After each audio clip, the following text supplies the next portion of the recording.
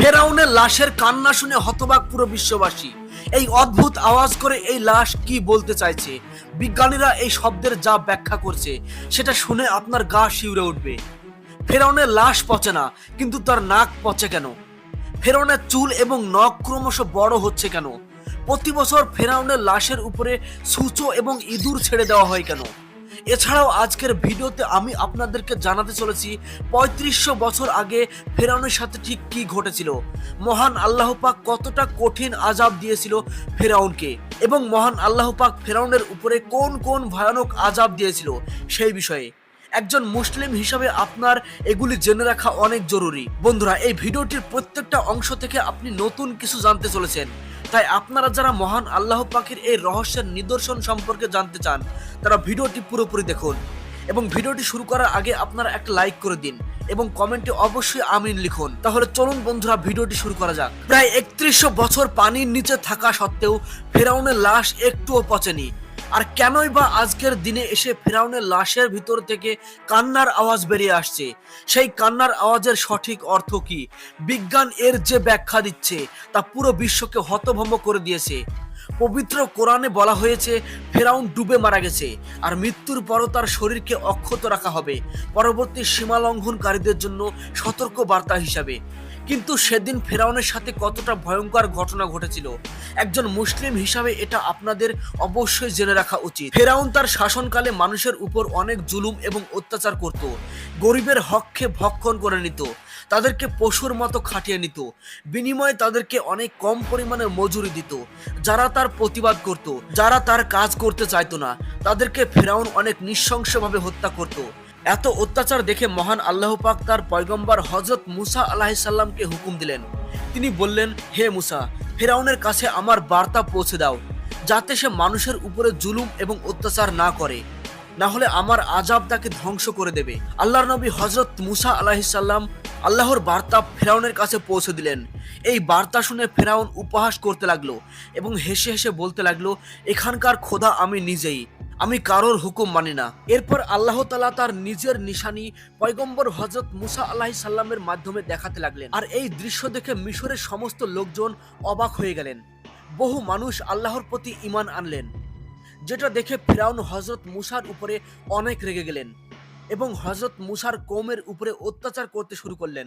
কিছু সময় পর তার অত্যাচার এতটাই বেড়ে গেল যে হযরত মুসা আলাইহিস সালাম আর সহ্য করতে না পেরে আল্লাহর দরবারে সিজদায় পড়ে গেলেন এবং দোয়া করে বললেন, হে আমার রব, ফেরাউন এই জমিনের উপরে অনেক নিষ্ঠুর হয়ে গেছে, তুমি তার উপরে তোমার আযাব বর্ষণ করো, যাতে সে শিক্ষা পেয়ে যায় এবং আমার সহকারীরা রক্ষা পায়।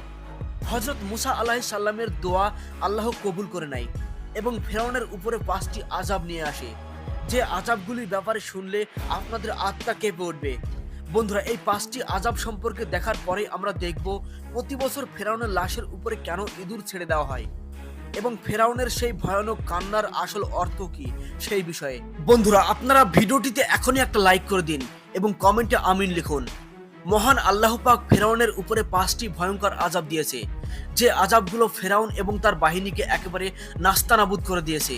মহান আল্লাহ পাক ফেরাউনের উপরে সবার প্রথমে ভয়ানক তুফানের আযাব দিয়েছিল।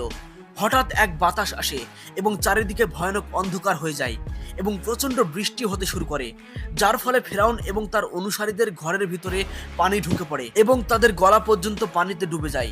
বহু মানুষ ডুবে মারা যায়, তাদের জমি জমা ফসল সমস্ত কিছুই পানির নিচে চলে যায়। অন্যদিকে হযরত মুসা এবং তার অনুসারীদের কিছুই হয়নি, বৃষ্টি এবং তুফান তাদের কোনো ক্ষতি করেনি, তারা অনেক আরামে দিন কাটাতে থাকে। এমন পরিস্থিতি দেখে সমস্ত ফেরাউনি হযরত মুসাকে বলেন, তুমি আমাদের জন্য দোয়া করো, যাতে আমরা এই বিপদের হাত থেকে রক্ষা পেয়ে যাই। এই বিপদ থেকে রক্ষা পেলেই আমরা আল্লাহর প্রতি ঈমান আনবো।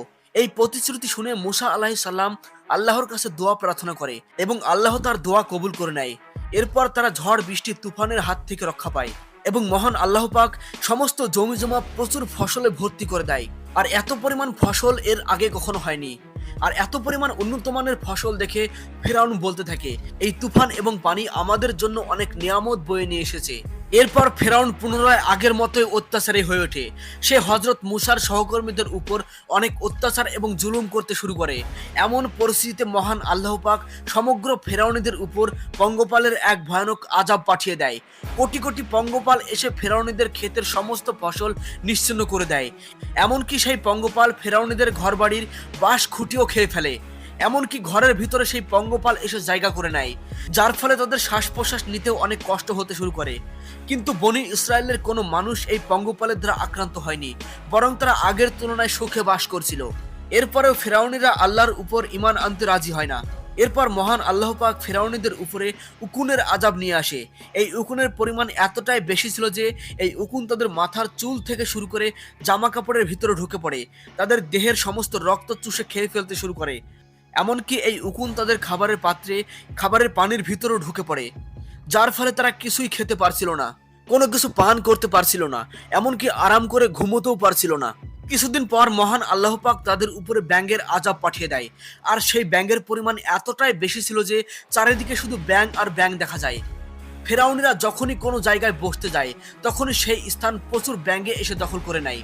তাদের খাবার এবং পানির মধ্যেও ব্যাঙ ভর্তি হয়ে যায়। তারা যখনই খাবার খাওয়ার জন্য মুখ খোলে, সঙ্গে সঙ্গে তাদের মুখের ভিতরেও ব্যাঙ চলে যায়, যার ফলে তাদের খাওয়া, চলাফেরা এবং ঘুমানো একেবারে বন্ধ হয়ে যায়। এমন পরিস্থিতিতে ফেরাউন তার সমস্ত দলবল নিয়ে হযরত মুসা আলাইহিস সালামের দরবারে পৌঁছে যায় এবং এই আযাবের হাত থেকে রক্ষা পাবার জন্য ভিক্ষা চাইতে শুরু করে এবং বলে, এবার আমরা অবশ্যই আল্লাহর প্রতি ঈমান আনবো এবং সমস্ত বনি ইসরায়েলকে আপনার হাতে তুলে দেব। মহান আল্লাহ পাক পুনরায় হযরত মুসা আলাইহিস সালামের দোয়া কবুল করে নেন এবং ফেরাউনের উপর থেকে সমস্ত আযাব উঠিয়ে দেন। এই আযাব থেকে মুক্তি পেতে ফেরাউন পুনরায় তার আগের রূপে ফিরে আসে এবং বনি ইসরায়েলের উপরে প্রচন্ড অত্যাচার করতে শুরু করে দেয়, যার ফলে মহান আল্লাহ পাক পুনরায় তাদের উপরে রক্তের আযাব দিয়ে দেয়। তাদের সমস্ত কুয়ো এবং খালবিল, পুকুর রক্তে পরিপূর্ণ হয়ে যায়। এমনকি তাদের খাবারের আসবাবপত্র থেকে শুরু করে সমস্ত কিছু রক্তে পরিপূর্ণ হয়ে যায়। অন্যদিকে মুমিনদের উপরে এর কোনো প্রভাব পড়েনি। তারা অনেক সুখে দিন কাটাচ্ছিল এবং তারা পরিষ্কার ঝকঝকে পানি পান করেছিল। এমন পরিস্থিতিতে ফেরাউনিরা মুমিনদের একই পাত্রে মুখ লাগিয়ে পানি পান করার চেষ্টা করে, কিন্তু একই পাত্র থেকে মুমিন ব্যক্তিরা ফ্রেশ পানি পান করলেও ফেরাউনিদের মুখে পানির বদলে তাজা রক্ত আসতে থাকে।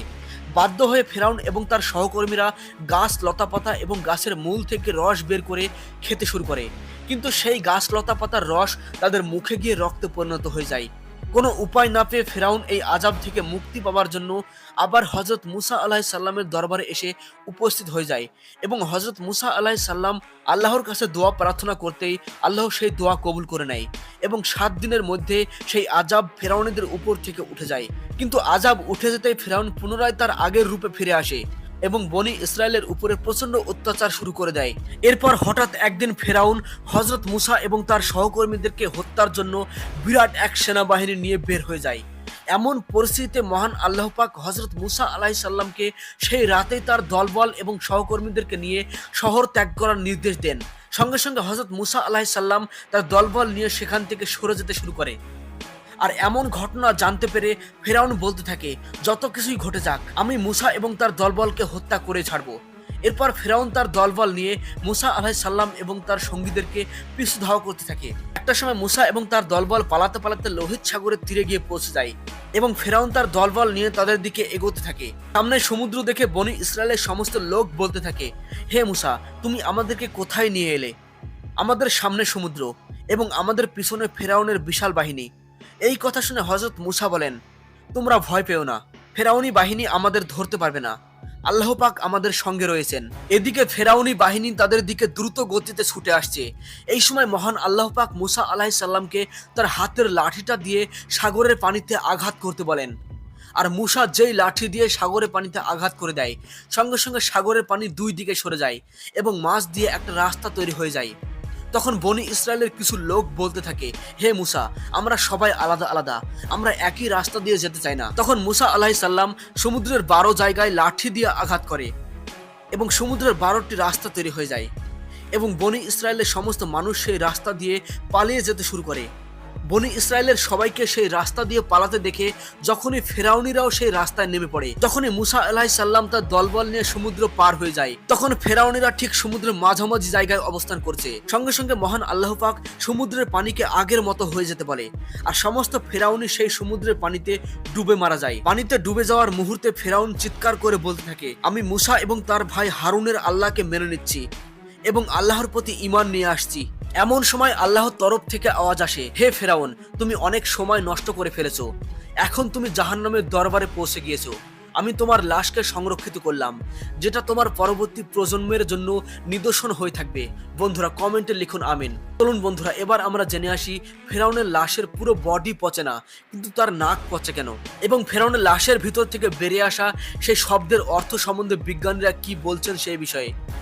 বন্ধুরা বহু বছর ধরে ফেরাউনের লাশ অক্ষত অবস্থায় থাকলেও তার নাকের অগ্রভাগ অনেক দামি দামি মেডিসিন দিয়েও বহাল রাখা যায়নি।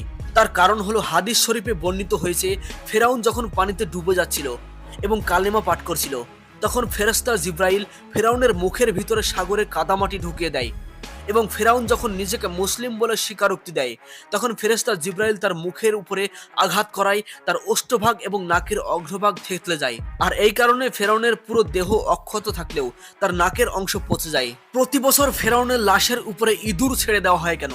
প্রাচীন যুগে মিশরীয়রা মৃত লাশের উপরে এমনই এক ধরনের মশলা লাগিয়ে রাখত, যার জন্য লাশ সুরক্ষিত রাখা যায় এবং সেই লাশের উপরে শুধু চামড়াটাই অবশিষ্ট থাকতো। কিন্তু ফেরাউনের লাশ খুবই ব্যতিক্রম, যার লাশের সমস্ত মাংস আজও অক্ষত রয়েছে। তবে এটা সত্য না মিথ্যা তার কোনো প্রমাণ নেই। শোনা যায় যে প্রতি বছর একবার করে ফেরাউনের লাশের উপরে সুসো ইঁদুর ছেড়ে দেওয়া হয়, যারা ফেরাউনের লাশের উপরে বৃদ্ধি পাওয়া মাংসগুলো খেয়ে ফেলে।